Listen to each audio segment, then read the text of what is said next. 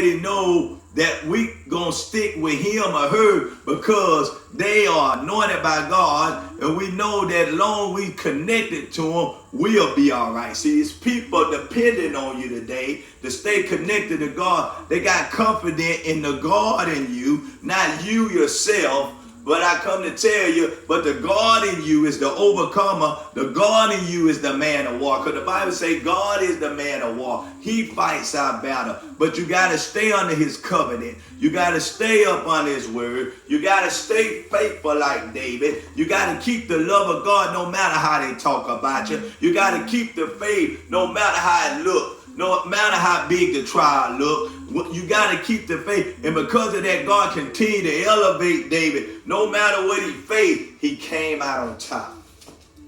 And then the 6th verse says, and it came to pass as they came, when David was returned from the slaughter of the Philistines, that the women came out of all the city of Israel, singing and dancing to meet King Saul with the timbrels, with joy, and with the instruments of music. And the women answered one to another as they played and said, Saul hath slain his 1,000, but David has 10,000. So Saul, even though he was still the king in man's eyes, he wasn't a king in God's eyes.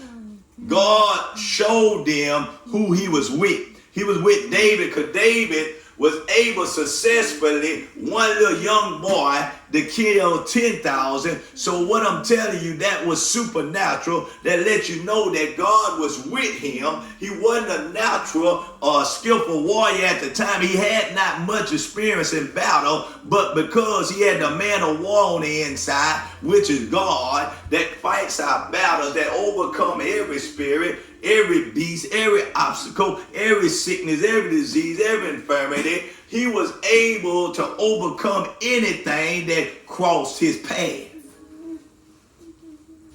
Because the Bible says he behaved himself wisely. No matter what people said, no matter how they came up against